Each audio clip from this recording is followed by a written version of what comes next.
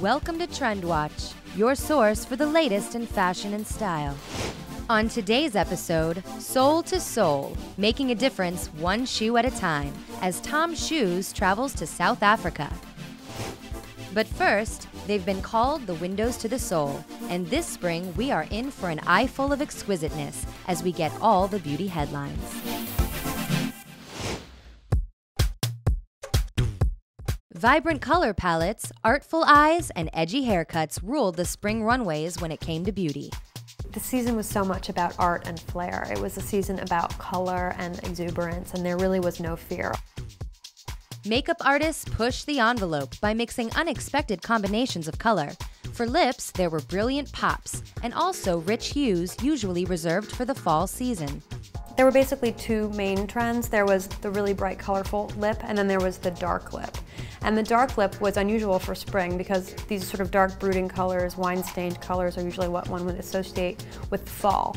But Dolce & Gabbana had a really beautiful dark lip. Same thing at Lanvin. It was a glossy wine-stained lip that was very sort of vampiric. Miu Miu had a very dark lip also. Louis Vuitton painted the way with bright lips. Pat McGrath did an amazing look for the faces to play off what was going on with the clothes. And basically each girl had a different colored lip, but it wasn't just shades of red or pink, blues, greens, purples. It was really as if you had opened a box of Crayola crayons.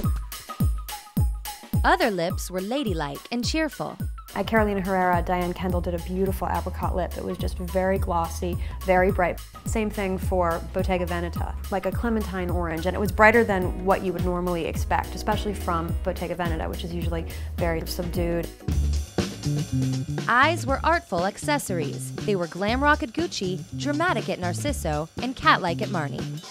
At Rodarte, it was James Caliardos for MAC, and it was a sort of geometric, kind of Cleopatra-esque eye that he described as looking like the girl had drawn it on herself. Art Nouveau artist Gustave Klimt served as inspiration for the intricate eyes rimmed in black, with metallic accents that Pat McGrath dreamed up at Prada. Pat McGrath is really the most prolific makeup artist working today in terms of high fashion, editorial, and also backstage. She did over 20 shows this season, and she's really just the person that so many of these designers have come to rely on. I really enjoy working within the shows and going into all the best houses and getting a preview of everything, and that's where you get a lot of your inspiration from the fabrics and from the way when you get to speak to the greatest designers. Strong defined brows were back. Probably the best example of the well-defined brow was at Balenciaga. It was a really architectural, groomed, strong brow. And Proenza Schouler also went bold with brows. When it came to hair, there was a wealth of choices. We saw a lot of ponytails, we saw buns, we saw hair up, we saw hair down. Some locks were inspired by art. At Rodarte, Odile Gilbert attached extensions to ponytails that looked like they'd been dipped in paint. But two trends dominated the stage: shortcuts and color. This season it was really about a strong cut. Everybody was talking about Freya. She emerged in New York with a new haircut that was angular and it was cool. It was Freya, it was Anya Rubik, it's Agnes Dean. It's about having the courage to cut off your hair and to make a personal statement. Hair color was just as important for spring. Blondes traded their sun-kissed locks for warmer shades of chestnut and caramel. Like with some of the eye and lip looks, it's about trading fall for spring. At Balenciaga, Nicolas Ghesquière cast almost his entire lineup of girls as brunettes. I love to look at Gucci. All of the models who are the classic icon blondes, even they showed up a little bit darker. So there was color in the hair, there was color in the makeup, there was color in the clothes. It was really a joyful season.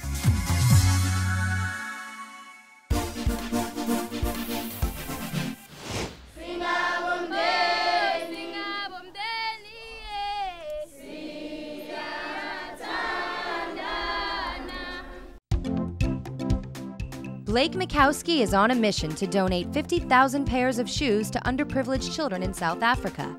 This is one of many trips he's been making around the world to help impoverished communities. It all began when Blake met poverty-stricken children on a trip to South America. Determined to make a change, he created Tom's Shoes.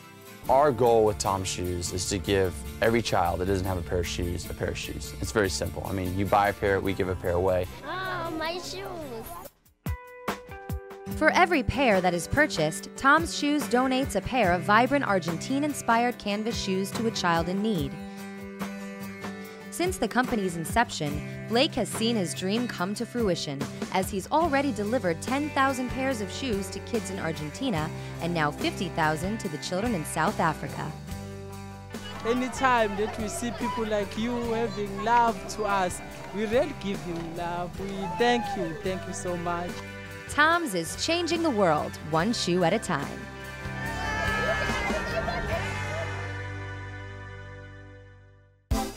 Be sure to tune in to more episodes and don't forget to shop the shows.